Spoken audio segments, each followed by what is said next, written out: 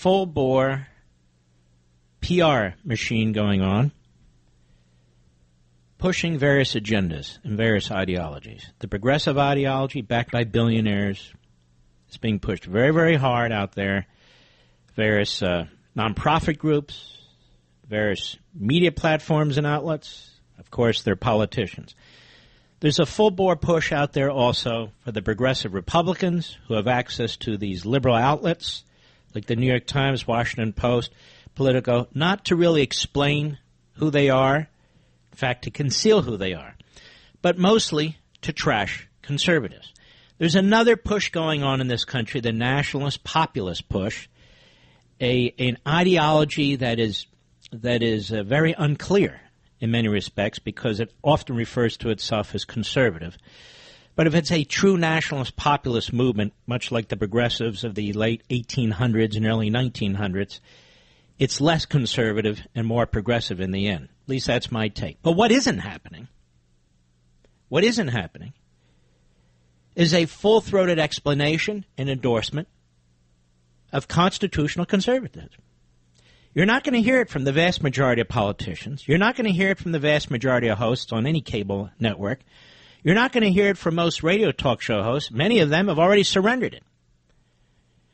You're not going to hear it from the President of the United States because his defenders will tell you he never said he's a conservative. And they're right, even though he does some good conservative things.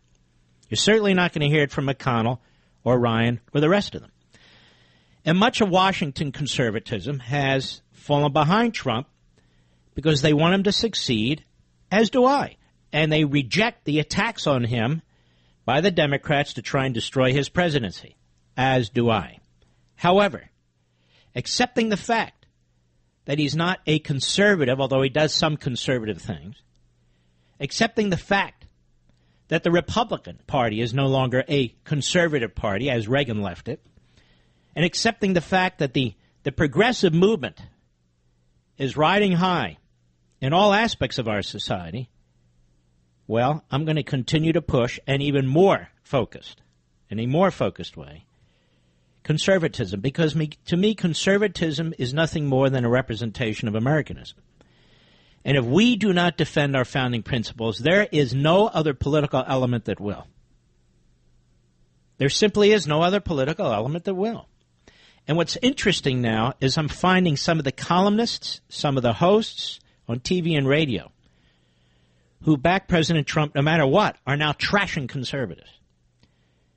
And so this effort, this ideology, or this cult of personality type activity that's taking place sees conservatism as an obstacle or as an idea that needs to be pushed aside.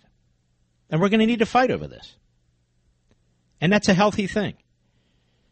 Donald Trump will not be reelected president of the United States if he loses the conservative base. I don't care how many so-called nationalist populists are out there, because most people don't identify with that nomenclature. But he cannot win without the conservative base. I'm not talking about the never-Trumpers and all the rest. I'm talking about the conservative base, the Tea Party grassroots base. It's not possible. And you need not attack the conservative base in order to win blue-collar Democrats. Our 40th president of the United States, Reagan, demonstrated that with two massive landslides, both in the popular vote and the electoral college vote. I see these things. What has conservatism ever done? I don't know, but a hell of a lot more than nationalism, populism, I can tell you that. But conservatism has done a lot, actually, over the decades. There was a piece some time ago by Charles C.W. Cook at National Review, and he just hit some of it. You can think of some of it yourself. Since Reagan made his first serious presidential run in 1976, conservatism has produced a cornucopia of significant changes, not only to government policy, but to the baseline presumptions of American life. Among these alterations are the tarring and feathering of the reflexively technocratic mindset it obtained from the outset of the New Deal to the end of the 1970s, the marginalization of wage and price controls and of other centralizing tools, the lowering of destructive tax rates on income and other forms of wealth, the deregulation of a significant number of major industries, like ours, and talk radio, a renewed focus on national sovereignty, the successful reform of the welfare system, a consensus around free trade, a much lower minimum wage, a focus on both the text and original meaning of the Constitution when discussing limits on governmental power, the restoration of the right to keep and bear arms, the stronger protection of freedom of expression, a national partial birth abortion ban, the death of speech-killing campaign finance reform, so-called, unless we forget the peaceful dismantling of the Soviet Union. And he goes on and on and on. Conservatism has actually accomplished a lot when we elect a conservative president, which we've done twice in 100 years. Calvin Coolidge and Ronald Reagan. That's it. That's it. The current president doesn't claim to be a conservative. He said so, and his supporters say he's not. He's a different type of candidate, don't you know? So what is this conservatism? Is it a purity test? Is it unrelated to the real lives of people? And these attacks are coming from the populist nationalists. No, it's not that of any kind. I would refer you, and you can go Google it, to Ronald Reagan's 1977 CPAC speech on February 6, 1977, on his birthday. And I'll just cite some aspects of it. He said, 3 weeks ago here in our nation's capital, I told a group of conservative scholars that we are currently reordering of the political realities that have shaped our time. We know today that the principles and values that lie at the heart of conservatism are shared by the majority. When you think of conservatism, think of Americanism. That was the whole point of my book, Rediscovering Americanism.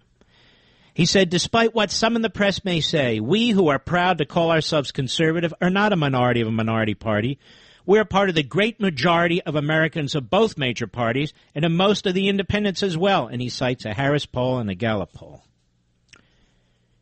The time has come to see if it is possible to present a program of action based on political principle that can attract those interested in the so-called social issues and those interested in economic issues. In short, isn't it possible to combine the two major segments of contemporary American conservatism into one politically effective whole? I believe the answer is yes, he said. Yes, it is possible to create a political entity that will reflect the views of the great, hitherto unacknowledged conservative majority. We went a long way toward doing it in California. We can do it in America. This is not a dream, a wistful hope. It is and has been a reality. I've been the conservative future. I have seen the conservative future, and it works, he said. Let me say again what I said to our conservative friends from the academic world. Ryan Vision is not simply melding together the two branches of American conservatism into a temporary uneasy alliance, but the creation of a new lasting majority. This will mean compromise, but not a compromise of basic principles. What will emerge will be something new, something open and vital and dynamic, something the great conservative majority will recognize as its own, because at the heart of this undertaking is principled politics. I've always been puzzled by the inability of some political and media types to understand exactly what is meant by adherence to political principle. All too often in the press and the television evening news, it is treated as a call for ideological purity, and I might add, you read these knuckleheads and you hear them on the air saying exactly that. They sound like leftists because they have no comprehension of what it means to be a conservative.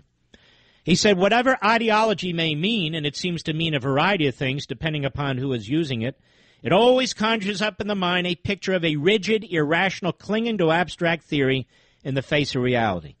We have to recognize that in this country, ideology is a scare word, and for good reason. Marxist-Leninism is, to give one example, an ideology. All the facts of the real world have to be fitted to the bed of Marx and Lenin.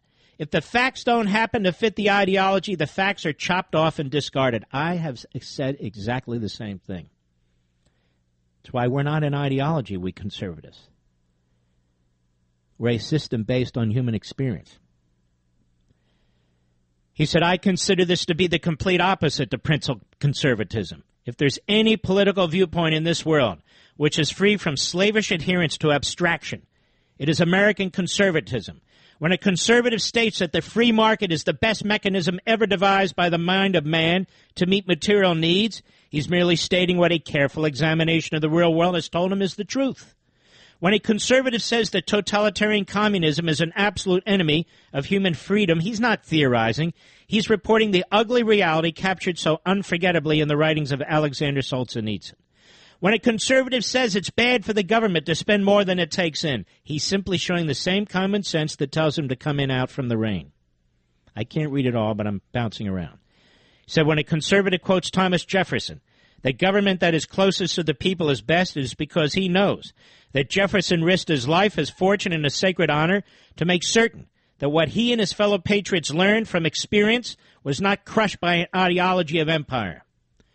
Conservatism is the antithesis of the kind of ideological fanaticism that has brought so much horror and destruction to the world. The common sense and common decency of ordinary men and women, working out their own lives in their own way. This is the heart of American conservatism today. Conservative wisdom and principles are derived from willingness to learn, not just from what is going on now, but what happened before. The principles of conservatism are sound because they're based on what men and women have discovered through experience, and not just one generation or a dozen, but in all the combined experience of mankind. When we conservatives say that we know something about political affairs and that we know can be stated as principles, we're saying that the principles we hold dear are those that have been found through experience to be ultimately beneficial for individuals, for families, for communities, and for nations, found through the often bitter testing of pain or sacrifice or sorrow. One thing that must be made clear in post-Watergate is this. The American new conservative majority we represent is not based on abstract theorizing of the kind that turns off the American people, but on common sense, intelligence, reason, hard work, faith in God, and the guts to say, yes, there are things we do strongly believe in, that we are willing to live for, and yes, if necessary, to die for. That is not ideological purity. It is simply what built this country and kept it great. Now, when we return after the break, there are a few more paragraphs from this magnificent Reagan speech in 1977 that I want to read to you. Because I am concerned, ladies and gentlemen, that conservatism is under attack. It's under attack by the Republican Party, of course, but it's also under attack by a number of people who claim to be Trump supporters and by a kind of odd ideological attraction to something called nationalism populism, which is really an import from Europe and certainly not growing out of the American founding. We'll be right back. Let us lay to rest once and for all the myth of a small group of ideological purists trying to capture majority. Replace it with the reality of a majority trying to assert its rights against the tyranny of powerful academics, fashionable left revolutionaries, some economic illiterates who happen to hold elective office, and the social engineers who dominate the dialogue and set the format in political and social affairs. If there's any ideological fanaticism in American political life, it is to be found among the enemies of freedom on the left or right. Those who would sacrifice principle to theory, those who worship only the God of political, social, and economic abstractions, ignoring the realities of everyday life. They are not conservatives. Our first job is to get this message across to those who share most of our principles. If we allow ourselves to be portrayed as ideological shock troops without correcting this error, we are doing ourselves and our cause a disservice. Wherever and whenever we can, we should gently but firmly correct our political and media friends who've been perpetuating the myth of conservatism as a narrow ideology. Whatever the word may have meant in the past, today conservatism means principles evolving from experience and a belief in change when necessary, but not just for the sake of change. Once we have established this, the next question is, what will be the political vehicle by which the majority can assert its rights? I have to say I cannot agree, says Reagan, with some of our friends, perhaps including some of you here tonight, who've answered that question by saying this nation needs a new political party. I respect that view, and I know that those who have reached it have done so after long hours of study. But I believe that the political success of the principles we believe in can be best achieved in the Republican Party. I believe the Republican Party can hold and should provide the political mechanism through which the goals of the majority of Americans can be achieved. For one thing, the biggest single grouping of conservatives is to be found in that party. It makes more sense to build on that grouping than to break it up and start over. And let me say, so there can be no mistake as to what I mean, the new Republican Party, which is what I'm referring to, he says, the new Republican Party I envision will not be and cannot be one limited to the country club business image that, for reasons both fair and unfair, it is burdened with today. The new Republican Party I'm speaking about is going to have room for the man and the woman in the factories, for the farmer, for the cop on the beat, and the millions of Americans who may never have thought of joining our party before, but whose interests coincide with those represented by principled republicanism. If we are to attract more working men and women of this country, we will do so not by simply making room for them, but by making certain they have a say in what goes on in the party. The Democratic Party turned its back on the majority of social conservatives during the 60s. The new Republican Party of the late 70s and 80s must welcome them, seek them out, enlist them, not only as rank-and-file members, but as leaders and as candidates. The time has come for Republicans to say to black voters, look, we offer principles that black Americans can and do support. We believe in jobs, real jobs. We believe in education that is really education. We believe in treating all Americans as individuals and not as stereotypes or voting blocks. We believe that the long-range interest of black Americans lies in looking at what each major party has to offer and then deciding on the merits. The Democratic Party takes the black vote for granted. Well, it's time black America and the new Republican Party move forward. And he won over blue-collar Democrats by the millions. And he was supported by the Teamsters Union when he ran in 1980. And even the AFL-CIO sat on the sidelines. He was supported by Ralph Abernathy, a civil rights leader, the right-hand man to Martin Luther King. And Democrats flocked to support Reagan. That's why he won so many states. And not by a little, by a lot. By a lot. I remain amazed by the rejection of facts and history. It's not as if we're talking about 500 years ago. We're not. We're talking about 37 years ago, when the most conservative man to run for president of the United States since Calvin Coolidge had the biggest election landslide in modern American history, and one of the biggest of all times. And then after his policies, most of them were instituted, won by an even bigger popular vote and even a bigger electoral college vote, losing just the District of Columbia and Minnesota by about 2,200 votes. And yet, after his 8 years as one of the most successful presidents in American history of any president, his vice president, George H.W. Bush, lurched right back into progressive republicanism. And they haven't come back since. Now today, with the election of Donald Trump, with the help of constitutional conservatives and Reaganites, and I'm not talking about the never-Trumpers, I'm talking about those of us who voted, we're under attack. We're under attack by the usual suspects, but we're also under attack by people who claim to be the voice and the face for Donald Trump. Columnists, people on radio, people on TV, and so forth and so on. That you're a purist. Reagan addressed that in 1977. No, we're the majority, actually, based on our beliefs and values and traditions and principles. And yet we're called purists. The way the left and the media used to call us purists, now it comes from the pseudo-right. We are the only people of ideas and beliefs who speak of individual liberty. You don't even hear those words coming out of the White House. You don't hear them coming out of the House of Representatives. You don't hear them coming out of the Senate. They're all Republican. Free market capitalism. Today, that phrase, free market capitalism, is to be repudiated because we're told that it undermines working people. Free market capitalism is the reason why we have a massive middle class in this country. Protectionism is easy. Tariffs are easy. They also impoverish a nation. And God knows we have 12,000 of them. But all that aside, free market capitalism, the greatest economic model on the face of the earth, and those who are spewing anti-free market capitalism rhetoric, most of whom are enormously wealthy thanks to free market capitalism. Thanks to free market capitalism. Creates more jobs and more wealth for more people than any other model on the face of the earth. And there's a reason for it. It's based on individualism. It's based on liberty. It's inextricably intertwined with your personal liberty, with your private property rights.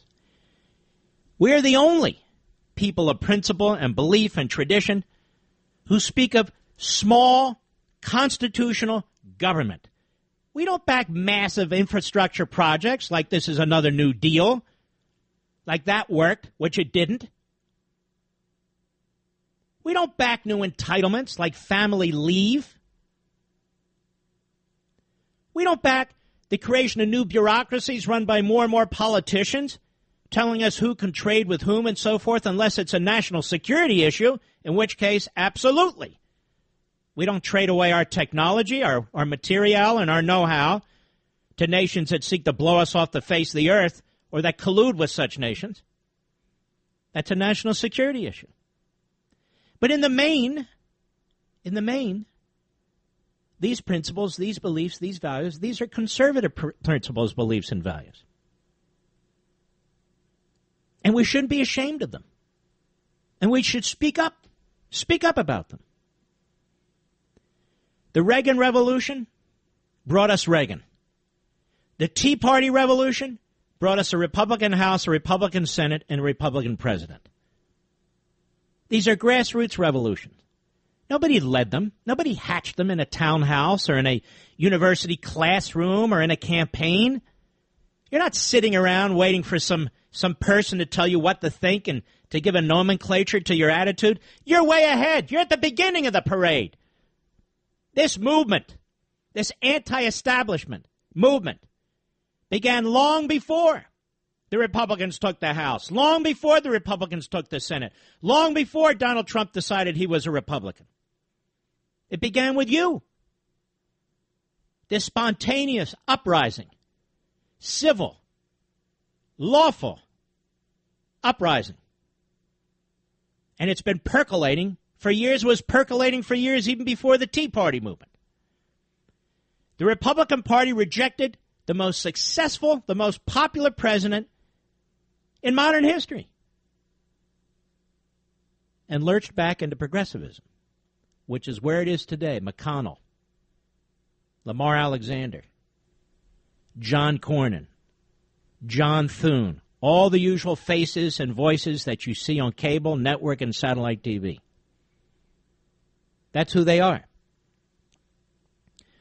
The President of the United States is not a conservative, even though he does some conservative things. How do we know? He says so. How do we know? His top supporters say so. They keep telling us it. Okay, great. And he has surrounded himself by many liberal Democrats. And yet, he's done some very significant conservative things, for which he deserves our support and our thanks, more than I had actually anticipated. And I'm very, very appreciative of it. But then when he cuts a deal with Schumer and Pelosi, we are told that this is part of some brilliant strategy. No, it's not. He cut some deal with Schumer and Pelosi. It's not a strategy at all. It's a disaster. You see, the president needs to lead his party, not react to his party. The president needs to change his party, not leapfrog his party and deal with even a worse party. The president needs to push his agenda. The president needs to demand the acceptance of his agenda from Republican leadership and so forth and so on. And so this has been a terrible failure, this administration. It's easy. I can get on the air and do what all the other talk show hosts do, but I'm not a pom-pom boy and I'm not a rockette, which is to simply blame McConnell and Ryan. Nobody, I repeat, nobody has been on McConnell's case more than I or earlier than I. And for that matter, Ryan. And I was on Boehner's case before that. I know who these people are. I see what they're doing. I know what they're up to. But that does not excuse a lack of effective leadership coming out of the White House. Getting the right people around you, conservatives, some with experience, who know what to do. When you appoint a John Boehner senior staffer and top counsel to head all your personnel decisions at the White House, that is a bad mistake. That is a terrible mistake. And yet that was done. And this administration is yet to control the bureaucracy, or as people call it, the deep state, as I've called it for decades, the administrative state. It doesn't go away, but it's never gone away. And under this president, it'll never go away. You know why? He hasn't taken a single step to slash significantly government spending. In fact, the opposite. Well, I don't care what budget they propose, but you saw what the president did with the continuing resolution. There we have just a 3-month bill, and he bought off on it. He got nothing. Conservatives got nothing, but I have to remind myself that his most ardent defenders keep reminding me he's not a conservative. He's an art of the deal guy. Well, you're an art of the deal guy, then how did Schumer get the upper hand?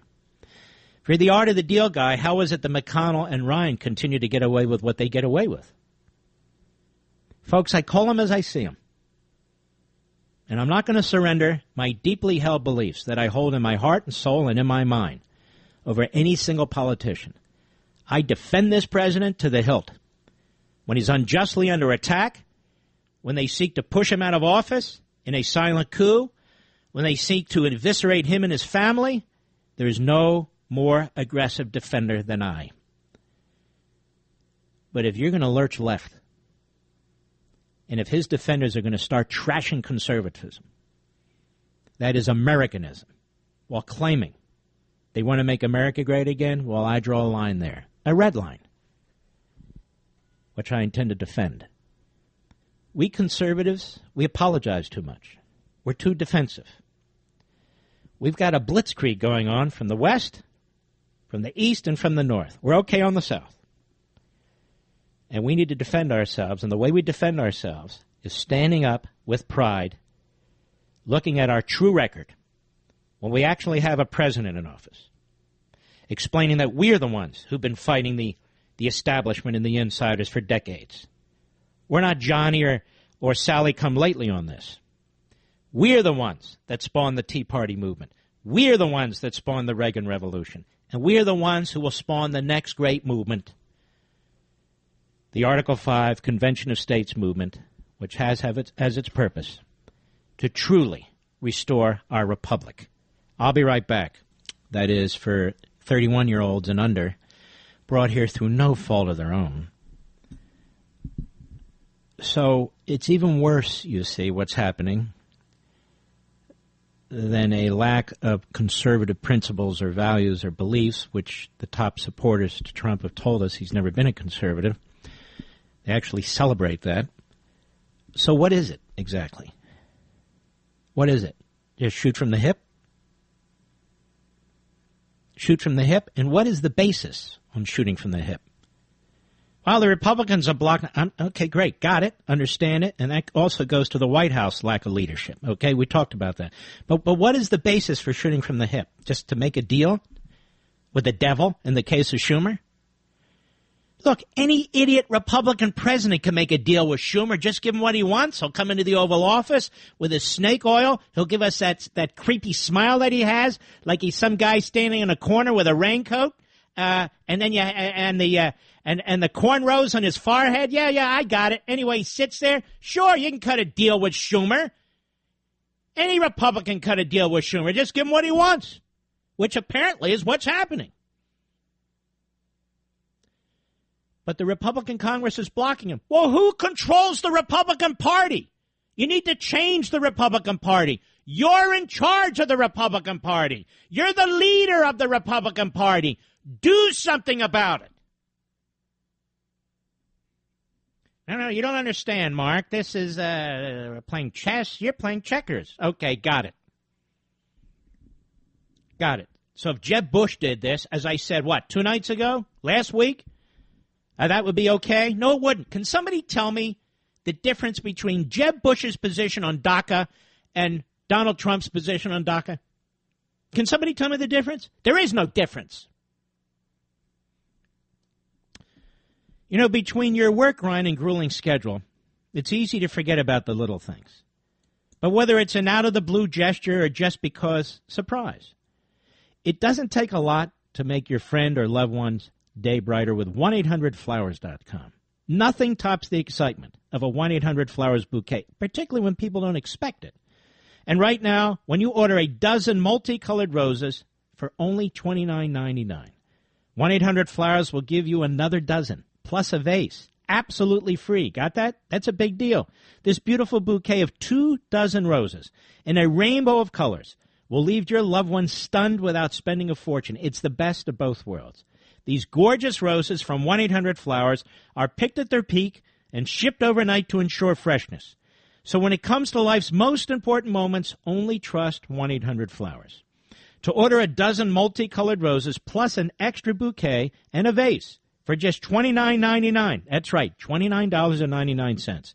Go to 1-800-Flowers.com, click on that radio icon, and enter the code LEVIN, L-E-V-I-N. That's 1-800-Flowers.com, code LEVIN, L-E-V-I-N. Now, I want to remind you, I'm not one of these guys that wants to see Trump fail. I'm not one of these guys that seeks to sabotage his administration. I'm not one of these guys who cheers on the special counsel and so forth and so on. If you've listened to this program long enough, you know exactly who I am and you know exactly what I believe in. Through the primaries, through the general, and since. I haven't changed my beliefs or values or principles one iota. One iota. And it is not my purpose to sabotage this president. He's sabotaging himself. He views these little Pyrrhic victories as something to cheer. He's all excited about it. He calls Schumer and Pelosi afterwards and says, look at all the great press we're getting. It's not about great press, Mr. President. The media hate your guts. The media hate your guts. And they're always going to hate your guts. And even in your obituary, they're going to hate your guts. And not only your guts, they hate your family's guts. They hate your closest friends' guts. They hate your supporters. They hate your voters. They trash them all the time. Not going to get anywhere with the media. What, do you want a couple articles, a couple of stories talking about how you're changing the party system? You're not changing the party system. If you were changing the party system, you wouldn't be strengthening the Democrat Party. You'd be taking over the Republican Party and transforming it. But you're not. In fact, in Alabama, you're supporting the Rhino Republican for the Senate. Luther Strange. Who is? What's with the names of these Republicans? We got Strange in Alabama. We have Flake in Arizona. What's going on here? But in any event, why would you back a lapdog for Mitch McConnell? And by the way, notice those who write and speak on his behalf tell you what a brilliant move this is. Guys like Buchanan and others like Huckabee and Gingrich and so forth. Why don't they trash his endorsement of Luther Strange? Is there not a contradiction? Of course there is. When he picked Reince Priebus to be his chief of staff, whatever the number, I'd say I've met, I think it was 5, probably met 10,000 people. And maybe more. Of course, that doesn't get any coverage, but I'm not looking for coverage. It doesn't matter to me. I'm not looking to impress the liberal media. And everybody kept saying, we like it when you discuss history. We like it when you get into philosophy. We like it when you get into these heavier topics and so forth. Now, I can't do that all the time, but I do it a lot of the time. And because the rating systems are so imperfect, and yet, despite that, we do such a great job on that, when I talk to you, in the flesh, that's very, very important feedback. These rating systems are very interesting for radio. They're so imperfect. Take my show. Take me. I'm on AM radio. I'm on FM radio. I'm on satellite radio. I am on digital radio. Now that means, of course, downloading iPods, over 6 million a month. People listening on handheld devices, iPhones and Androids, over 3 million a month. Satellite, we have no idea. They tell us they have no idea. I have no idea because they don't tell me, but it's significant on the Patriot Channel, wonderful, wonderful channel. And as I say, AM and FM, and then we have live streaming.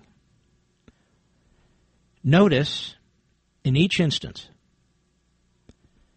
my show is on an open platform. I don't charge you 1 penny to listen to this radio program. Not 1 penny. I don't charge you membership fees. I don't have anything behind a wall. Not 1 penny. And that was a decision I made early on, that we should reach as many people as we possibly can. So when these ratings come out for AM and FM radio, there's a couple things that may interest you. We'll get into the other stuff, but just bear with me. Unlike many other hosts, not all hosts, many other, I'm also, when these AM/FM ratings come out, competing with myself on satellite, a Mark Levin app, an iHeartRadio app, and with the podcast, all of which are free. So the ratings for terrestrial radio, AM and FM, for me, don't tell the whole story. We've got these other platforms where millions of you are listening. That's number one. Number two, on the East Coast, this show airs live at 6 p.m. Right in the teeth of sporting events, whether your kids are playing sports and you're with them, or baseball, sometimes football, depending on the night, sometimes basketball, whatever it is. So we compete against that. And, of course, we compete against people who say, you know what, it's the end of the day, I'm going to eat my dinner, turn off the radio, that sort of thing. So this slot on the East Coast at 6 p.m. is a very, very difficult slot. And before I did radio, it was considered, we'll do an hour of local news and so forth, and then that's the end of the broadcast day. But since I've done radio, the 6 p.m. to 9 p.m. slot on the East Coast, and as you go towards the West Coast, obviously the time moves, has become very, very important radio real estate. Now, if I don't tell you this, nobody else is. Because I'm not among those that the trades like, that they write about, and so forth and so on. My company doesn't submit applications for me to win the Hall of Fame or Marconi or whatever the awards are. And your company has to do that sort of thing. I just do my thing. I'm not worried about anything else. So I just bring that up because I thought you'd be interested in it. I get people who say he's taken that position for ratings. I've never taken any position for ratings. I don't have any idea how my position would affect a ratings book, as we call it, or a diary, a one rating ppm. I don't have any idea how it would affect it. Unlike TV, where you get the ratings the next day and it's broken down by quarter hours, we don't get that in radio. We get terrestrial AM, FM ratings only. I don't get any other ratings for any other format. And we get it a month later. So it's not like you sit here, and I don't know day to day, and it doesn't break it down by days, let alone quarters in each day. You just know what the past month was. At least that's what I see. So people, hey, he's doing it for doing what for ratings? Exactly. So I don't do anything for ratings. I think you listen to this program because you want to hear a perspective you may not hear somewhere else, or you want to hear a perspective from somebody who you agree with, because there's nobody out there, or very few out there, who agree with you, to reinforce your principles. And that's great. That's great. I like to be around people who reinforce my principles. I don't mean all yes men and so forth, but I don't want to be around people I'm fighting with all the time. Do you? No. Of course not. But I think that's why this program is successful. There's one other reason. It's you. You're the smartest audience in broadcasting, TV or radio, or you wouldn't be here. 3 p.m. on the West Coast, 6 p.m. on the East Coast, times all in between. And I'll be talking about philosophy or history or economics. I won't be going down the websites and picking off the top 5 issues to go over with you and so forth and so on. I mean, we want to get into current events news. There's a breaking story I'm going to get to in a minute as an example. But we want to do more than that, don't we? If you're going to spend 3 hours with me, I want it to be worth it. It's like when I write a book. If you're going to buy a book from me, I want you to read something that maybe you haven't thought about or you didn't know about, something that's intriguing. If you're going to watch Levin TV and pay for a subscription, I want to make sure that you feel it's worth it. And same with all the other hosts on Conservative Review TV. They feel exactly the same way. That means you got to work at this. And not to change your personality. You know a fraud when you hear a fraud. You know if you can't fool you. No host can fool you.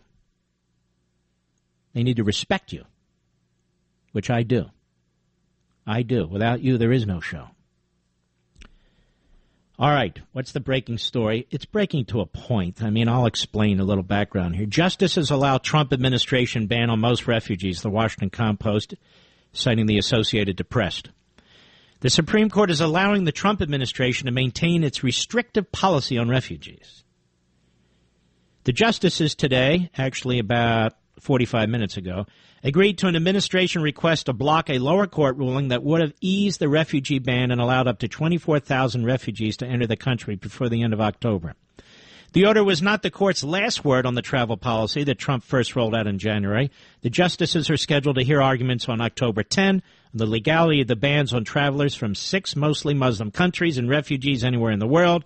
It's unclear, though, what will be left for the court to decide. The 90-day travel ban lapses in late September, and the 120-day refugee ban will expire a month later. This is no great victory, ladies and gentlemen. There was a time when the courts would not have been involved in this issue, period.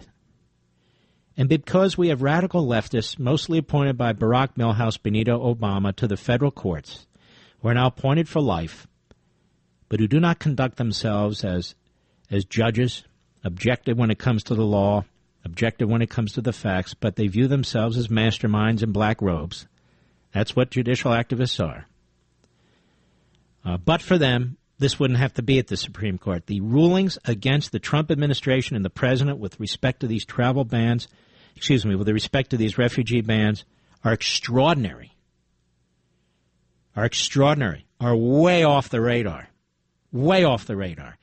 Particularly when you consider the Supreme Court all but gave plenary power to the President of the United States to control immigration in the United States versus Arizona immigration case. Remember that one? Landmark Legal Foundation was involved in that one. So we're all supposed to cheer and pop the champagne bottle, I guess, because the Supreme Court didn't do any damage. The fact that it's in the courts is damage enough. The fact that these lower courts did what they did is enormous damage. And I don't know what the hell the Supreme Court wants to hear in oral argument on October 10. Should have shut this damn thing down. But it didn't. Now the courts control immigration. And by that I don't mean an honest assertion of judicial review. What I mean by that is the courts control immigration. So you got federal district judges in Seattle, Hawaii, and Maryland, and wherever else the leftists are, who have decided what will and will not fly for the whole country. For the whole country. The whole system's been turned on its head. This is what happens when you live in a post-constitutional America. This is what happens when you live in Ameritopia. Title of another book. I'll be right back. First of all, thank you for being you, and thank you for what you do. Okay? Thank you. I had a thought on the deal that Schumer and Trump made. Right. I wanted so much, because I was for Cruz, like you were, that I wanted to think the best of Trump. And I truly believe that he loves his country, and I think he did this for his country, and he did this for us. He went. Let me just slow you down a second. He loves his country. I've always said he loves his country. It's one of the reasons I voted for him. But that doesn't mean I agree with him. And he saw suffering, and he wanted to facilitate getting the aid to these people. Really? Well, then why didn't he say, you know what, let's get an appropriation supplemental on my desk in 48 hours? That the Republicans are sitting. You're not answering me. Why didn't he say, did you hear him say, I want an appropriation supplemental on my desk in 48 hours? Maybe Schumer was the only route. He might have gone to the Maybe Republicans. Schumer wasn't the only route. Well, I would like to think that he did the fastest thing he could do to facilitate the help that these people needed. And I feel like I want to sit back and watch. This man is brilliant. I don't want to sit back. Okay. This man is brilliant. You want to sit back and watch. We're getting nowhere in this country. Do you understand? Nowhere. Pardon? We're getting nowhere in this country. Nowhere. I agree with you. But okay, hold on now. Let's not pretend that Trump's not president of the United States and that he's incapable of doing things, okay? And cutting deals with Schumer, you're telling me you had to cut a deal with Schumer in order to help Houston? I don't believe that for 2 seconds. I think it was a strategy. It wasn't a strategy. It was a complete sellout. I think he's trying to get the Republicans to do something, and this might be his You're way not of the first doing to it. say that. You're about number 10 million to say that. And that's baloney. So your strategy is to lurch left with Schumer and Pelosi in order to get the Republicans to do something who are progressives themselves? Is that what you're arguing? No, he's not. Well, that's what he did. The Republicans already left themselves. They're all. So why would they care? So why would they care if he cut this deal? Well, I do know they've made comments about the Democrats didn't get such a good deal, so something's going on. But most of them voted for it. It got 80 votes in the United States Senate. I think that. So why? Hold on now. I'm following your logic. So why did all these Republicans, who Trump is really sticking it to, why did they vote for it? Exactly. Because this argument makes no sense. I'm not attacking you. I'm just saying this argument, which you've heard elsewhere, which has been written elsewhere, is nonsensical. If they wanted to vote on Houston, they knew how to vote on Houston, and the President of the United States should have drove it and made it impossible for the Democrats to say no. I want a clean bill. I want a supplemental appropriations bill. I want it on my desk in 48 hours. Let's go. He never said that. We don't know that he did. He maybe not. No, I do know that he didn't say that because we didn't hear him say that. He could have said it. All right, thanks for your call. Folks, I can't help it. When people are so into the cult, I can't fix it. Because you become, somebody like that becomes ideological. And not ideological on matters of beliefs and values, ideological on the man. Ideological on the man. That's fine. I saw it during the Nixon era, too. Same damn thing happened. He could have this. How do you know he didn't say that? And he was showing the Republican. These are all talking points. You can read columnists all over the place saying the same thing. None of that's true. We know what happened. He wanted to cut a deal with the Democrats. He loved the praise that he got from the media, and he wants to do more of it. Well, that's great, but that's not based on anything. And the idea we wouldn't have gotten the money for Houston, why? Why wouldn't we have gotten the money for Houston? Well, maybe this was the only way. Well, why was this the only way? He has to show leadership. That's what he has to do. And I'm just pointing that out. Let's go to Victor, Detroit, Michigan, on Sirius Satellite. How are you, sir? I'm doing good. How about you, Mark? Very well, thank you.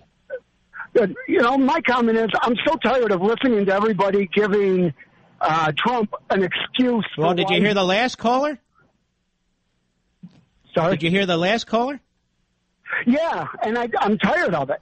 You know, they need to Trump should have stood up, and he should have straight out said, look, if you're not going to give me the money for these victims of the hurricane, then I'm going to tell everybody who you are, that you wouldn't give the money, and that you don't care about the American people. If he had stared them down, he would have won. There's no question about it. Exactly. And I'm tired of everybody's excuses. And by the way, he didn't even try. Not even for 2 days, he didn't even try. Nothing. And I voted for this guy, and I expect better of him. I'm trying to tell people, including the Trump people, particularly those in the White House, you keep trashing conservatives, or your surrogates do, your media surrogates and your other surrogates, you keep dissing conservatives, you're going to pay a price for it at the election. I don't mean they're going to go vote for liberal Democrats. I mean they're not going to vote. And the other thing is, if we want deals with Schumer and Pelosi, we would vote for Democrats, right? Correct.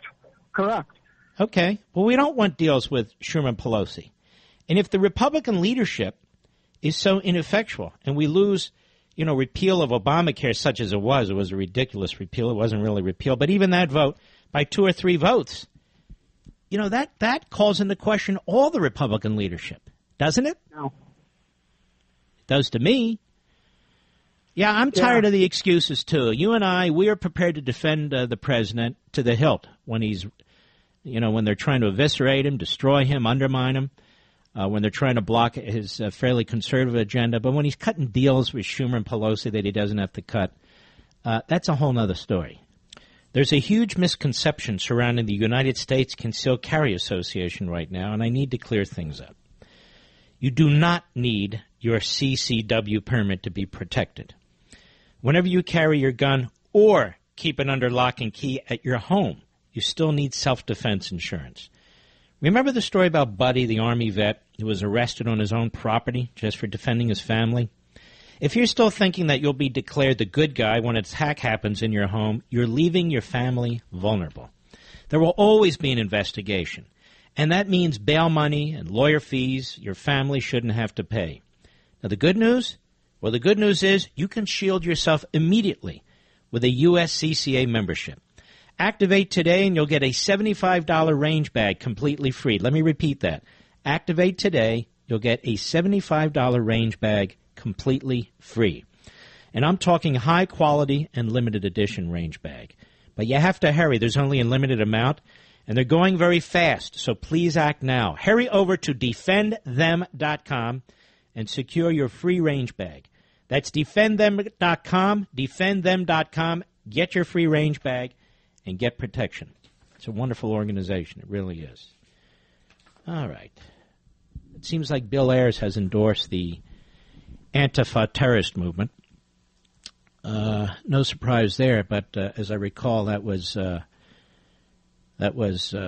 Obama's buddy. Mr. Producer, can you believe that the call screen just disappeared on me? Give me the name. Do we have a disagreeer out there? Or just give me... Go ahead. Okay. Give me a name, please. John on the great WBAP, Dallas, Texas. Go. Yeah, hey, Mark. Hey, I'm glad you brought up Ronald Reagan earlier because Reagan said in 1988 that he used to be a Democrat, but he didn't leave the party. They left him, his conservative values. Well, I think we're in the same situation, Mark, because except for a few conservatives like Ted Cruz and Mike Lee, I think the Republicans have left us conservatives. They've left me. They left you. They've left the entire conservative. What else did he say when I read his speech? Yeah, so I think we need to turn to the Constitution. Hello? What else did he say when I read his speech? What is wrong? When I'm talking, they can't hear? What else did he say when I read the speech out loud? What else did he say about starting a third party? I don't remember what he said about starting. Oh, you don't remember what he said? He said he wanted to take over the Republican Party and create a new Republican Party, that he disagreed with starting a new party. You didn't hear that part? I don't recall that part, no. Yes, well, it's there. You can check it, February 6, 1977. But let's work through this. When is the last time there was a successful third party? Can you tell me? Yeah, I don't know because there's not enough signatures. They don't allow the other two parties. Forget about signatures nationally. When has there been a successful third party? There hasn't because there's too many restrictions. Are you a libertarian? No. You're a Republican? I'm a conservative. I'm a conservative Republican. What are you registered as? I'm registered as a Republican. I vote in Republican primaries. Okay. And you're saying it's too hard to get listed on a... Do you know there's at least 48 third parties in this country? Yes, I know that there's a lot of third parties, but I think the Constitution Party... So in other words, what I'm saying to you is there's not a lack of third parties, you know. No, I know. What it really is, John, is people have a mindset, and they identify either as Democrats, Republicans, a minority identify as a third party, and some identify as independents. It's not a matter of legal obstacles. Obviously there's some, but it's a matter of the mindset. And that was Reagan's point. He's saying, look, we already have a conservative base in the Republican Party. We've got to use it to take it over. And he did. And he was a very successful president. He wasn't perfect, but he was great. He wasn't perfect, but he was great. And so, to me, that's the model. Right. That's the model. You'll spend 50 years trying to create a third party. 50 years. You know, the last really big third party was the Progressive Party. If my recollection is correct, maybe it's not. But I'll use it as an example.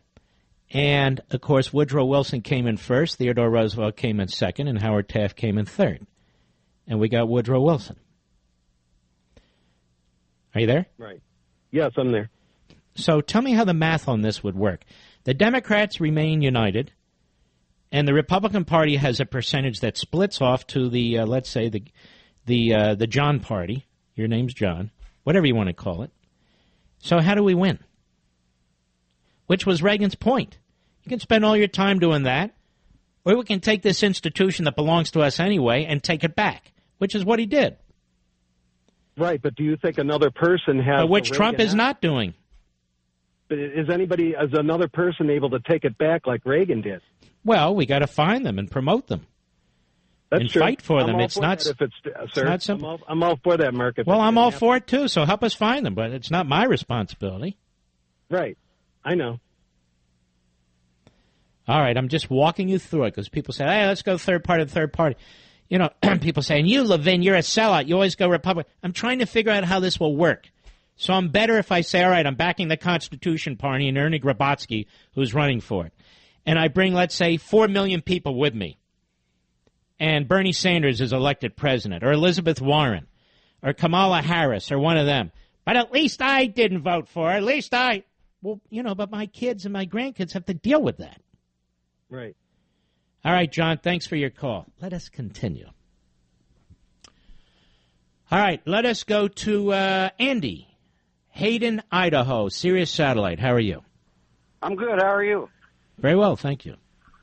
Yeah, I disagree with what you're saying, and maybe a guy thought Trump was going to be kind of what you're talking about there. I mean, now there's just no real difference between the Republicans and the Democrats that are in there. Well, I don't agree with that. The Republicans are progressives, but the Democrats are radical. They're very, very radical. They would have single-payer health care by now. There would be a lot. They would be giving citizenship to illegal aliens. So there are differences. The problem is they're not conservatives, which is, I think, your point. Nobody is unraveling what they're creating. Nobody's pushing back to restore our republic. That's the problem, right? Exactly. And, you know, I just think Trump should have took a harder stance. Like that woman saying, well, he's making some sort of a deal with them to do something. No, he should have just stuck to his guns and done the things that you talk about. I'm with you. I mean, this cut and run stuff, well, I can't get what I want from the Republicans, so I'll go with Chuck Schumer? Really? That's the alternative? And, of course, you're not allowed to criticize. You're not allowed to say, well, this is on you, Mr. President. That's your damn party. Take it over. Take control over it. Knock some heads together and do what you need to do. I mean, don't start making nice with Chuck Schumer and Pelosi, and then you see all the excuses being made that somehow this is a genius move, somehow this will undermine the Republicans, somehow this, somehow that. This is all Washington gobbledygook. It's not good for the country. It's not good for the country. And I would point this out, my friend, when it comes to DACA, well, he did that unilaterally. He said, I want a statute that codifies what Obama did. When he ran for president, distinguishing himself from all the other Republicans by saying, I don't believe they should get anything. They should be deported. Isn't that what he said? Yeah, and it's just hard to believe he's floundering this fast. You know, it only took this many months, and he's already, you know, going back on it. It's just disheartening. Well, it's going to be up to you and me to try and bring him back because obviously the pom-poms and the Rockettes, they're not going to do it. They're singing his praises left and right. which they certainly would not do for any other Republican who was cutting deals with Schumer and Pelosi, nor should they. All right, Andy, thanks for your call, buddy. Let us continue. Lynn, Las Vegas, Nevada, on the Mark Levin app. Go. Oh, hi, Mark. Hello. Well, I wanted you to know that I actually read that Reagan CPAC speech that you opened the show with, and I even posted a link on my Facebook page a few years ago. It was a wonderful speech. And Mark, I also happen to be black. Yeah. I voted for Reagan, and not because of that speech, but because Reagan at the time, during his first presidential term, well, he helped me realize that it was the Republican Party that I had a philosophy with which really I could identify with. Mm-hmm. And it just seemed to me by the time I made a decision to change parties that I actually shared the values of the Republican Party. Not that they're the same party today. I get that. They're not. They are every bit progressive, as you say. You share the conservative values of the Reagan Republican Party. Yes, exactly. That's exactly right, Mark.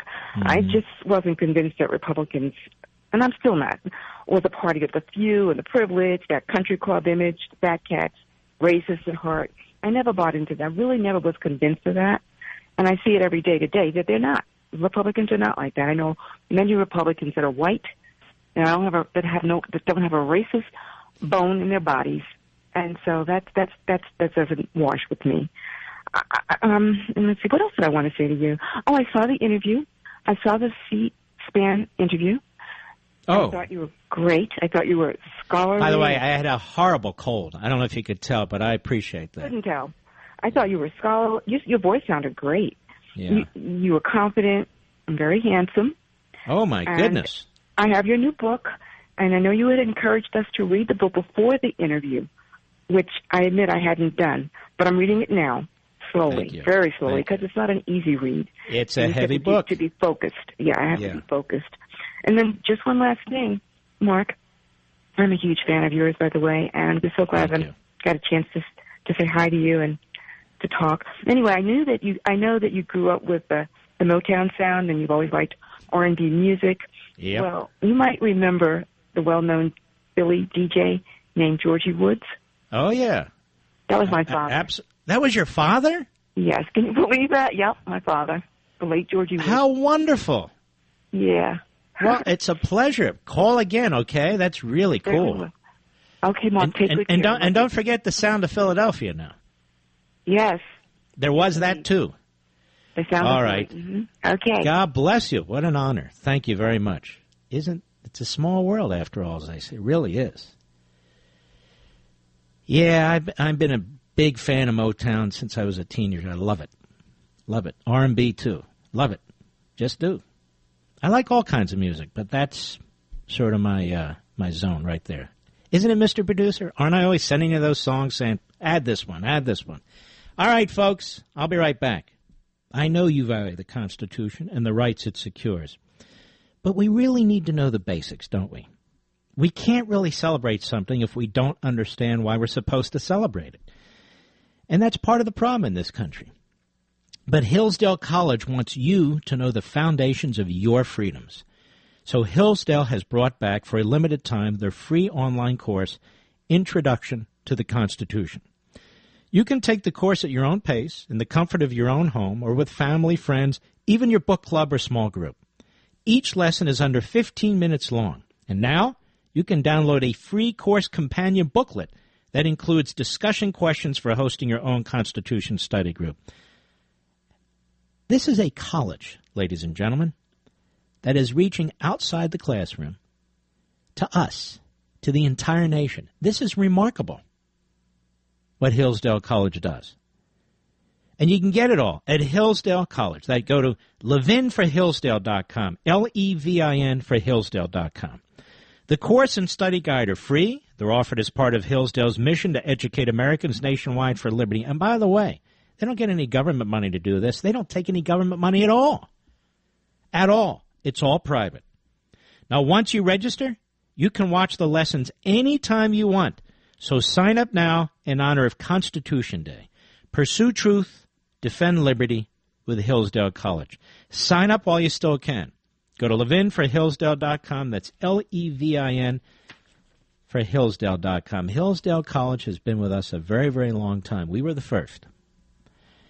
And it is a wonderful institution, and it's a deep and great honor to have them as a sponsor with their great president, Dr. Larry Arnn, who is a personal friend of mine. And it was an honor of mine to give them one of the rarest copies of the Federalist Papers, which is on exhibit in their Washington, D.C. office on Massachusetts Avenue, and in a secure display, and you can go there and you can see it. I think you have to call in advance and that sort of thing, but it's easy to do. I hope you'll check it out. All right, let's see who else we have here. Okay, Chris, Green Bay, Wisconsin, the great WTAQ. Go. Hey, Mark, I'm really upset. It's unconscionable what Trump has done. I voted for him. I wanted Cruz, but I tell you what, man, I can't even listen to him anymore. He's a BSer, and he went there to drain the swamp. He's sleeping with the swamp creatures is what he's doing, and it's ridiculous. Well, what has put you over the top here? Just the fact that he's in bed with Pelosi and Schumer. It's like those are the two worst people, and he's doing deals with them. It's just I can't stand it, man. I mean, I got the. Well, what do you think of the arguments that he's doing it, because he can't work with the Republicans? Well, then he needs to jack up the Republicans and get them off their butt. And I'm thinking, so in other words, he needs to lurch left, sell out his voters, work with Schumer and Pelosi, who got 100% of what they wanted, and somehow you and I are supposed to be convinced that's how you deal with the Republican Congress? Well, I'm on the Convention of States. I got that book you sent me, and I'm going to sign up. I'm super busy, but I'm going to get going. They got a cosaction.com, and they got a Wisconsin chapter. There's bunch of people on there, so I'm going with that. But what do we do if we get Convention of States going and then some stupid judge in Hawaii blocks it? I mean, I'm getting... Well, here's the good news. If a stupid judge in Hawaii tries to block it, then the stupid judge in Hawaii is a rogue judge. And those state delegates from those state legislatures continue to do what they're doing, and they ignore that judge. Okay. Since when is there judicial review in that matter? That would be my view. I don't even know if everybody agrees with me who's in this Convention of States movement. My view is that would be a judge acting ultra vires without authority. That Constitution gives the states the authority to do this. And if a judge tries to block it or overturn it, it is the judge who's conducting himself or herself in an unconstitutional fashion, and that convention goes forward, period. That swamp needs to be drained, too, and it's going to take You're a lot not kidding. of years. It's not going to be drained. What has to happen is we need to take our country back, and the way we do that is to take our Constitution back. Exactly. Well, and we give the states the power to enforce it. Yeah. I'm just so upset with Trump.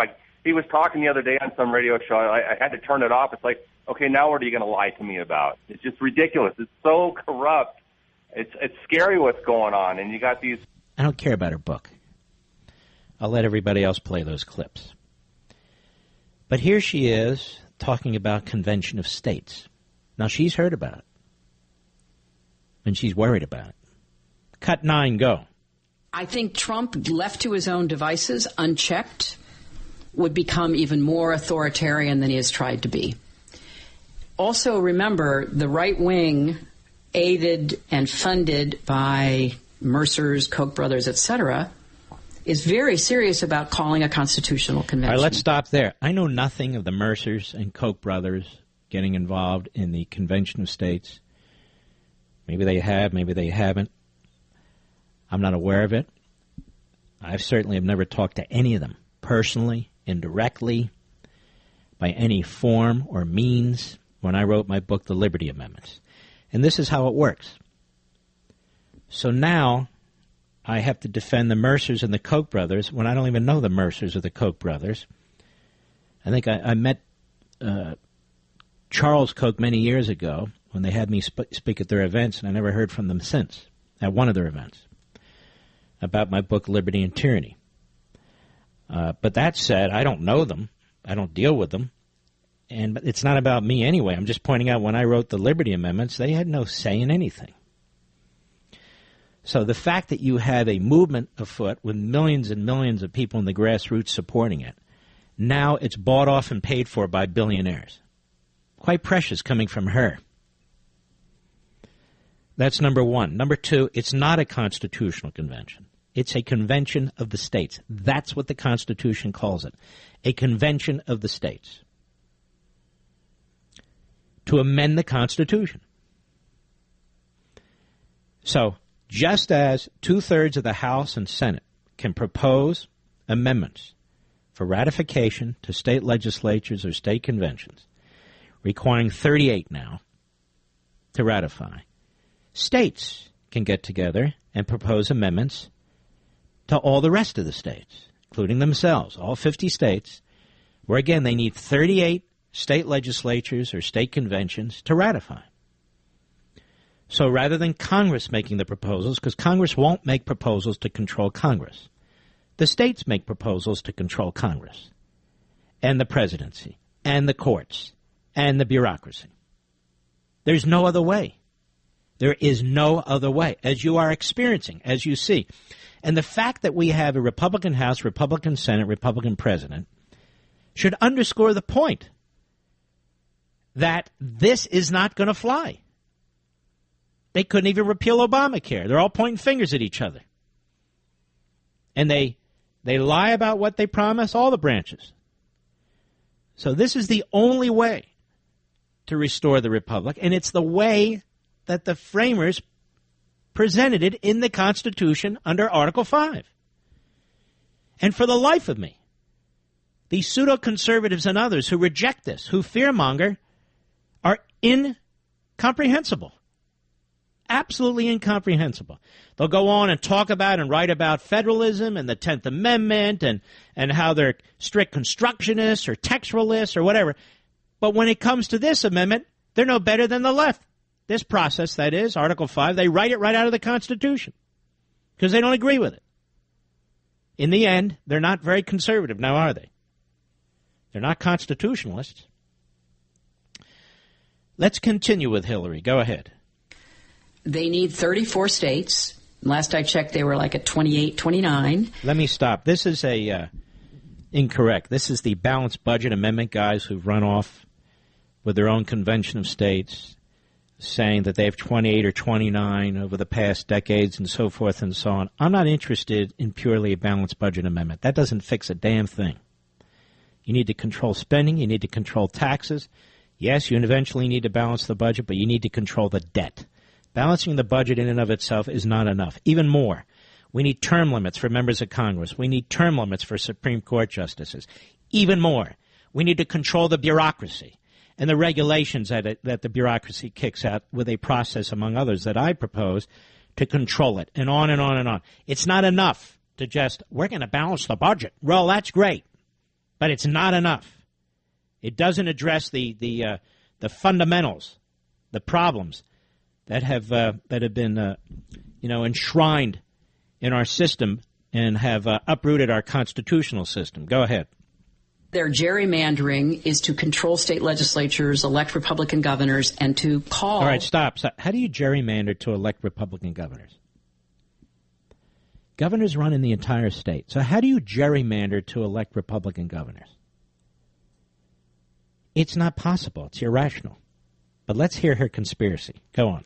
Constitutional convention. So stop. So in other words, they want to gerrymander the state legislatures and the Republican governors to call a constitutional convention. Number one, Republican governors have nothing to do with it. The president has nothing to do with it. The state legislatures do it. So the Republican governors have nothing to do with it. They can promote it. They can push it like our man Abbott there in Texas. But they don't sign it. It just is what it is. And notice how everything that we do at the grassroots is evil, is corrupt. So the only way you see that we're able to get these state legislatures in Alabama, in Georgia, in Florida, and most of these Republican states is because we gerrymander. This is a nasty, stupid, angry person. Go ahead. Deep into what they are advocating, limits on the First Amendment. No. Whoa. Who is advocating limits on the First Amendment? I'm telling you, folks, this woman is a certified liar Who's advocated limits on the First Amendment? Last time I checked, that was the left. Last time I checked, that was Chuck Schumer, Donald Trump's reacquainted new friend, who was proposing an amendment to control the First Amendment. Remember that? Last time I checked, it's the campuses and universities all over this country that are trashing the First Amendment. Nobody's proposing any change to the First Amendment. Anyway, go ahead. The Second Amendment, limits on criminal justice. Nobody's proposing any changes to the Second Amendment. We want to defend the Second Amendment. It's you. You. Criminal justice system. Go ahead. I mean, there is a very insidious right-wing agenda. Jeez. She's nuts. Insidious, yes, because we believe in the Constitution. She's a radical progressive, always has been and always will be, as we know. That's what cracks me up, is she's the liberal establishment versus Bernie Sanders. No. That's not true. Bernie Sanders is Trotsky. Hillary is Lenin. That's all. Different degrees, but the same ideology, as far as I'm concerned. So nobody's going to touch... well, that's not true. The people who are attacking our Bill of Rights are the people in Washington, D.C. They have a constitutional convention every day. They have a hell of a good time in Washington, D.C. Whether it's the courts, whether it's Congress, whether it's the bureaucracy. In the case of Barack Obama, they were having a constitutional convention 3 days a week. They didn't call it that, but they were usurping it. They were eviscerating it. They were going around it to enshrine their ideology within the Constitution, right? So this is all scare tactics, and the stronger we get on this, the more we're going to have to deal with this. But I just assume we get stronger with this. It's the Republicans I can't stand in these state legislatures who claim, we want federalism. We don't want the EPA telling us what to do. We're sick and tired of Congress passing laws and not giving us the funding. On and on and on. And then we say, hey, boys, girls, you have the power under Article 5 to change this. Well, we don't want to do that. Oh, my God. Well, look, we can't do that. And yet, ladies and gentlemen, your state representatives and your state senators have an obligation under the federal Constitution, under Article 5, to restore this republic and this Constitution. They have an obligation under Article 5 to do it. Read it. Read it. I'll be right back. He's a domestic terrorist, a very violent man. He and his lovely girlfriend at the time, Dorn, he was interviewed on a podcast by Jamie Weinstein. And Bill Ayers was asked about Antifa, the violent Marxist anarchist. I've never understood this Marxist anarchist since. Are you aware of any Marxist regime that isn't a centralized, totalitarian, genocidal regime? So what's this anarchist part? What, that they hate America? Anyway, this Marxist movement with these thugs go up and they attack people violently, as you well know. We've gone over it many, many times. And here's what Bill Ayers had to say. Go. It's been documented they've engaged in violence, often unprovoked. And is that something you would support or condemn? Well, it depends, doesn't it? Because when John Brown invaded Harper's Ferry, unprovoked violence, I agree. I support that. Don't you? So we know John Brown, 1859, in Harper's Ferry, then Virginia, but eventually West Virginia. And I believe half a dozen people were killed, something like that. And he was an abolitionist, and he believed in violence in order to end slavery. And he said, enough of this talk. And, of course, this was one of the major events that would ultimately lead to the Civil War, which, of course, is very, very violent. But listen to his situational ethics. Yes, violence is accepted under certain circumstances, but not under every. I mean, what about Adolf Hitler and what he did to gain power? I mean, I can point to example after example after example after example. This has nothing to do with slavery, any more than it has anything to do with the Third Reich. That is, this is America. This is America in 2017, where people have a right to protest, the people have a right to rally. But you see, you reach a point where those who claim to be the anti-fascists are the fascists. So would Bill Ayers think it's okay if somebody walked up and punched him in the face for what he did in the past and what he represents for the future? I don't think so. And I don't think they should. So everybody determines for themselves whether they're violent or not? There was more. Go ahead. The reality is we live in a society steeped in violence. It's steeped in structural violence. And when people stand up and object, then they somehow are the violent ones. You're a moron on top of everything else. How are we steeped in structural violence? What kind of a clown is this? It's steeped in structural violence.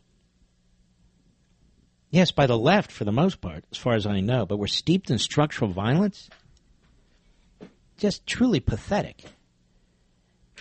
And then there's Nancy Pelosi. I want you to listen to this. I want you to listen to the rhetoric, the sort of rhetoric that creates violence by Nancy Pelosi. Hat tip Free Beacon, and in the prior case, hat tip Jamie Weinstein and his podcast via Fox. Anyway, cut 5, go. So a week and a half ago, I was in Chicago, and I saw this art exhibit that I was invited to see. It's called And Then They Came For Me. And it's about the internment of the Japanese-American patriots in our country who were interned into camps during World War II. All right, stop. Now notice she doesn't mention who ordered that. Their great hero, Franklin Roosevelt. They will never admit it because he's way too important to the progressive movement to ever admit it. Or if they say it, they dismiss it. Oh, yes, yes, yes. Oh, and by the way, may I have a latte? Go ahead. We're fighting for freedom for America and for the world in World War II. They were in camps, and they came for me. And now they're coming for the Dreamers. Oh, they're coming for the Dreamers, are they? And is somebody suggesting we round up the Dreamers and put them in internment camps? See, the Democrats do this stuff. And then they blame everybody else. The Democrats are a violent, hateful, organized party throughout American history. And I've gone over it time and time and time again. And yet it is the dirty big secret that the media ignore. CNN will never report on the history of the Democrat Party. MSNBC will never report on the history of the Democrat Party. Neither will any of the networks. They won't do it. Because the history of the Democrat Party didn't begin in 1960, 1970. It began long before that. It's the party of slavery and segregation and Jim Crow and poll taxes and literacy tests. Oh, yes, yes, yes, all those things. And, did I mention, the party of the internment of Japanese Americans. Them, that party. It's the party of the Ku Klux Klan. It's the party in 1924 in New York at the Democrat Convention that refused to reject lynching. 1924. That wasn't that long ago. And now she's talking about the Dreamers. And now they're coming for the Dreamers. Who's coming for the Dreamers? Trump? Trump's not going to deport a single Dreamer unless they've committed a crime, a violent crime. That's what he said. Go ahead. This is something that we owe these Dreamers for their patriotism. We don't owe anybody anything, lady. We don't owe anybody anything. And I'm sick and tired of that. No respect for the rule of law. No respect for the American citizen. No respect for the Dreamer kids of the American citizen. We don't owe anybody a damn thing. Listen to her. Barely complete her sentences in any rational way. All right. Let's go to Scott, St. George, Utah, the great KDXU. Go right ahead. Hey, Mark, but, to her point, even if we do owe them anything, which we don't, how about we at least try to negotiate and get something out of the deal instead of just fall in line with Chuck Schumer. Well, we now know that's not going to happen because the president is all in.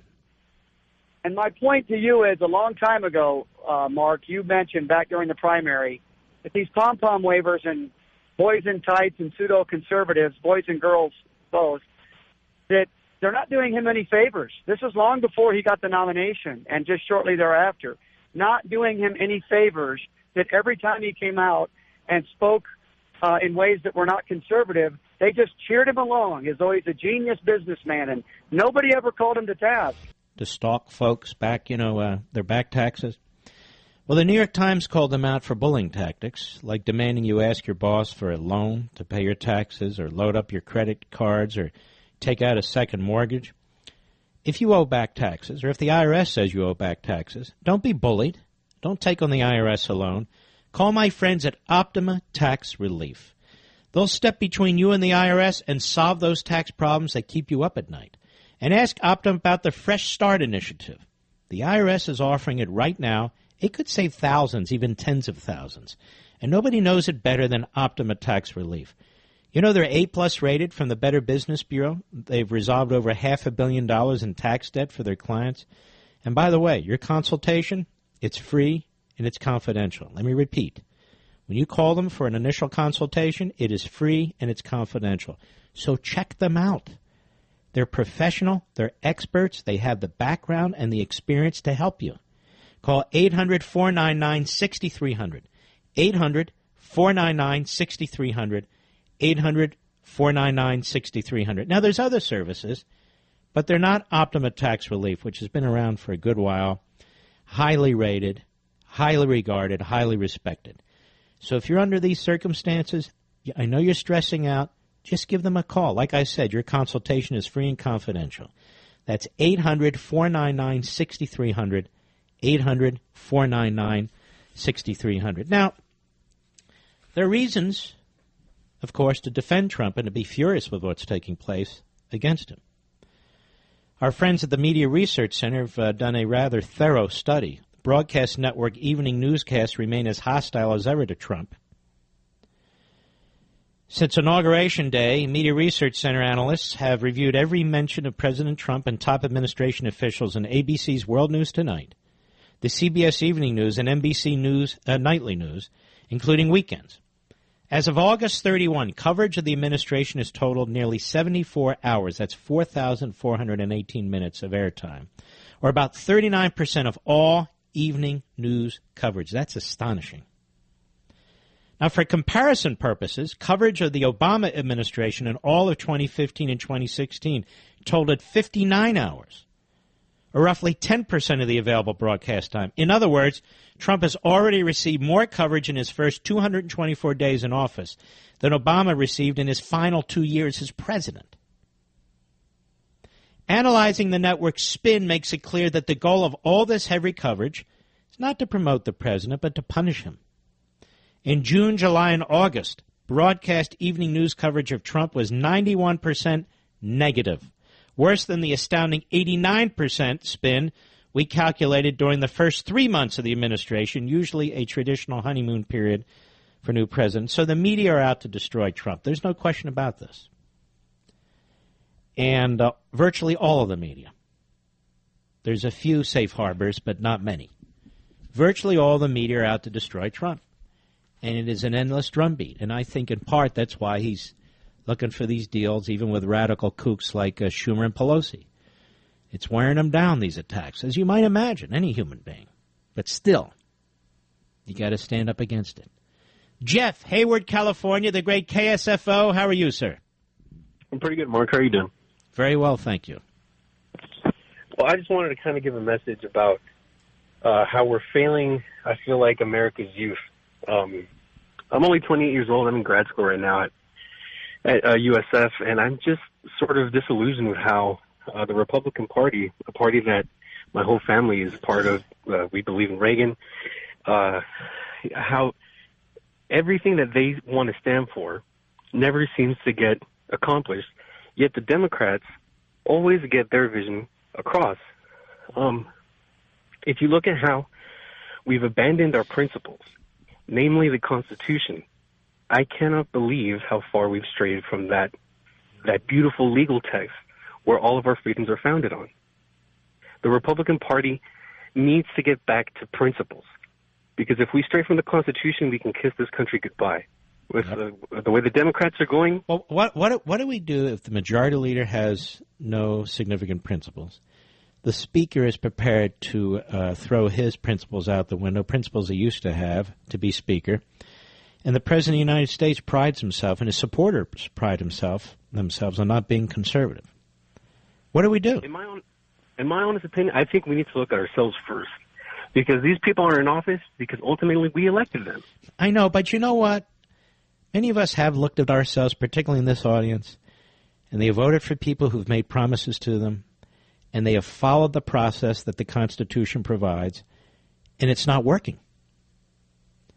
And that's why some of us are looking at other elements of the Constitution to find relief, to find recourse, like Article 5 Convention of States. And that's why I've spent this entire program explaining conservatism as it relates to Americanism and why these principles are absolutely crucial. We need to discuss them among ourselves, with our families, with our friends, because they're under attack. They're not only under attack by the left, but by the pseudo-right. And people now are very prideful of the fact that they're not conservatives. And then they misidentify it. They purposely define it in ways that aren't correct, as you know, you must believe in purity, you must believe in this, that, and the other. And these are superficial and purposeful attempts to undermine the only philosophical movement in this country that talks about the Constitution and its limits on government, that talks about individual liberty, that talks about individualism, talks about the Declaration and natural law, talks about private property rights, that includes free market capitalism and things of that sort. And we're under attack because there are various movements going on out there that believe in big centralized government for one reason or another. All right, Jeff, I appreciate your call, my friend. Wes, Wilmington, North Carolina, Sirius Satellite, go. I just wanted to express my sincere frustration and disappointment with lack of any accomplishments so far between tax reform and a reform of Obamacare. But the latest increase in the debt ceiling and inability to expose bipartisan politics, why we couldn't pass an aid bill for Harvey independent of any of this other fat just is really confusing. We got a Republican House, a Republican Senate, a Republican president, and none of them put up a separate emergency appropriation. Instead, we got to buy all the Democrat agenda in order to get the people the help they need in Texas. Now, that's absurd. That's baloney. You got to cut a deal with Schumer and Pelosi. That's the weak way out. You could have fought for a week or two. You could have demanded a clean bill. You always hear them talk about a clean bill, a clean appropriation, emergency appropriation. Get your asses back in Washington and take care of this stuff. President would have been applauded. He would have been celebrated. But instead, you cut deals with Schumer and Pelosi. I don't get it. Well, I get it, but I don't like it. Keep up the good fight. I'm extremely disappointed. This was an opportunity to set things in the right direction, but keep up. And what about DACA? What is that? You know, you ask these same people, what about that? That has nothing to do with the Republican leadership. The president on his own has told the Republican leadership and the Democrat leadership, you take this Obama executive order and you turn it into a statute so I can sign it. Now, that's not what he said on the campaign trail. That's not what he said in these debates. That's what Jeb Bush said and Marco Rubio said and Kasich said and Lindsey Graham said. Uh-oh. He's gone. Well, it happens. Andy, Rockville, Maryland, the great WMAL. Go. Hi, Mr. Levin, and thank you for helping shape my political ideology on an intellectual level. You're a treasure to this country. Well, I just have to say, we have to go back again to the media. This has nothing to do with the game of chess or whatever. This has to do exactly with the media. The Republican Party are like battered wife syndrome and child battered syndrome when it comes to the media.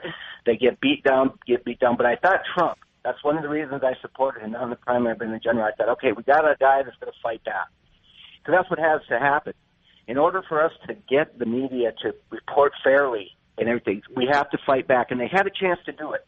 They could have stuck up for the man after that Charlottesville bull crap. They should have stuck up for him, because what he didn't say anything wrong. He said everything correctly, and instead, what does the Republican Party do? They backstab him. Yep, that's now, true. I'm not defending him. I'm not defending him on this, but what scares me is he's got this new 28-year-old communications director. She's easy on the eyes, but she's a friend of Ivanka's, and she's only 28 years old. She's a friend of who? Ivanka. Oh, Ivanka. Okay.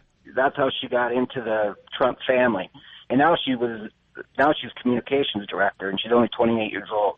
I don't really know her politics, but if this is a sign of it, like appeasing the media.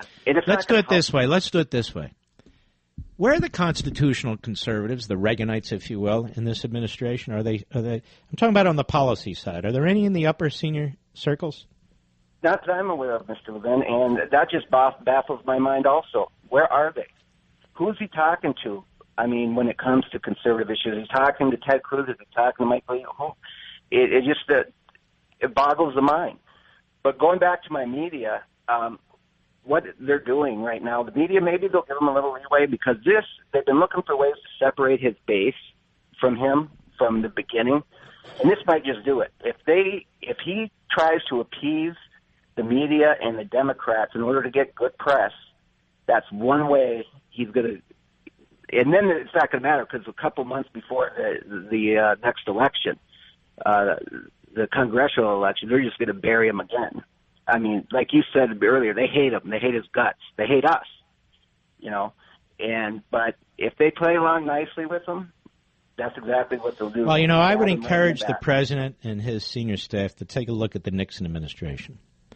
It's not an exact parallel, but it's good enough. Nixon caved and caved and caved. He gave them what they wanted, the EPA, OSHA, affirmative action. I can't think of everything, but it's numerous. And they took everything they could get from him. As I mentioned, I guess it was last week, they took everything they could get from him. And then, of course, they did everything they could to be rid of him. Now, if the Democrats take the House of Representatives, I am telling you right now, and the backbenchers may want to pay attention to this too, they're going to impeach him, or they're going to try to impeach him. And the more he props up these Democrats, the more he props up the people who are going to destroy him. If he's concerned about the Republican establishment, damn it, then take him by the heads and knock them together. You're the leader. Do something about your party. It's your party now. It's not my party, right? It's not our party, even though we may be members of it. He controls the party. We don't control the party, right, Andy? So he needs to do something about it. And what's he doing about it? Nothing. Nothing. In fact, as I say, in Alabama, he bent over backwards to help McConnell's guy. Does that make sense to you, Andy? Not at all. And that's still, I scratch my head on that. And why? And maybe it's because he is a novice in politics and he doesn't. No. Because he takes it personally. Because the two Republicans running didn't endorse him in the Republican primary. So he figures, screw them. I'll back this guy. It's self-defeating. I'll give you another example. When you look at Orrin Hatch. Orrin Hatch said very nice things about Trump early on. Orrin Hatch will never support the Trump agenda. Never. And Orrin Hatch's best friend in the Senate for decades was Ted Kennedy. Orrin Hatch came on my show, got my endorsement last time around, promised he was a conservative, said he would never run for re-election, and now I'll decide in January. The guy is contemptible, as far as I'm concerned. He lied to me, he lied to my audience. Look, it happens. I'm not perfect either. But that said, he likes Orrin Hatch, and he'll endorse Orrin Hatch.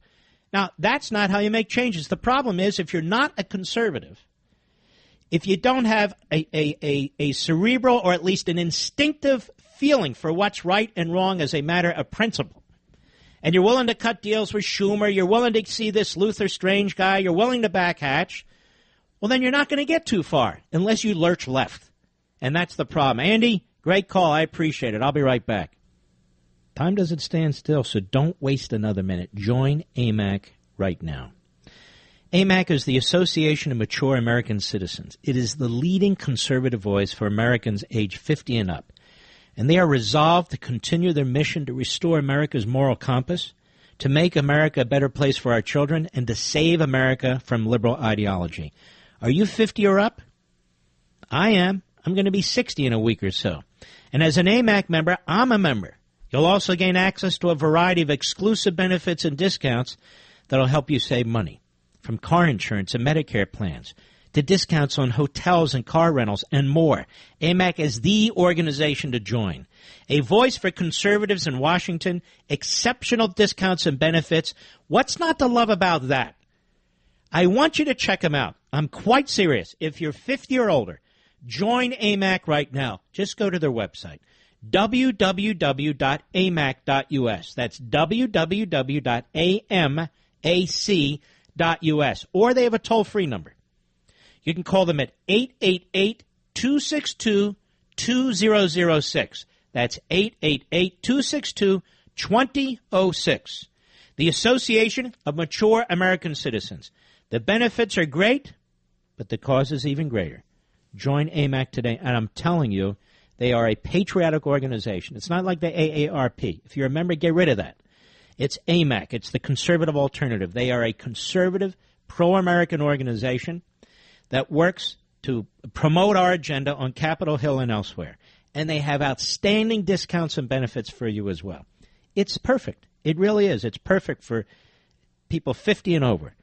So call them at 888-262-2006 or go to www.amac, that's AMAC.us. It's an outstanding organization, and we're proud to have them as a sponsor.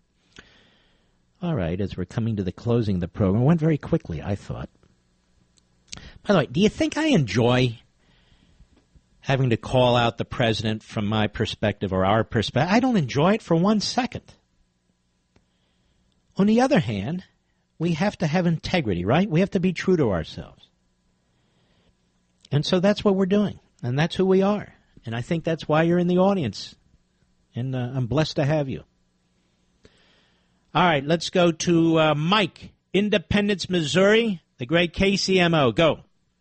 Hi, Mark. Great to talk to the great one. Thank you. Yeah, we talked about how he didn't have to make a deal with the Democrats, but let's look at it this. What if he had to make a deal with the Democrats on Hurricane relief? The Democrats have become the party of fake victims. Why would they ever vote against money for actual victims of natural disasters? Who would vote to give tons of money for it? I mean, it's just idiocy. I agree with you. I, in fact, and politically, I don't think they would have done that. That is, I don't think they would have passed on it. In fact, they probably would have tried to raise, above what Trump would have been proposing. But we don't know. They didn't try. Yeah. That's what drives me nuts. We have everybody telling us what he could have done. Maybe he was doing this. He was playing, chess at a level we checkers players don't understand. Well, why didn't he just try a clean bill, get it through, push it hard? Well, you don't know that he didn't. Well, I know he didn't because nobody said he did. Exactly. And talking this chess stuff sounds to me like he just checkmates himself all the time. I don't see this chess. You put yourself in checkmate.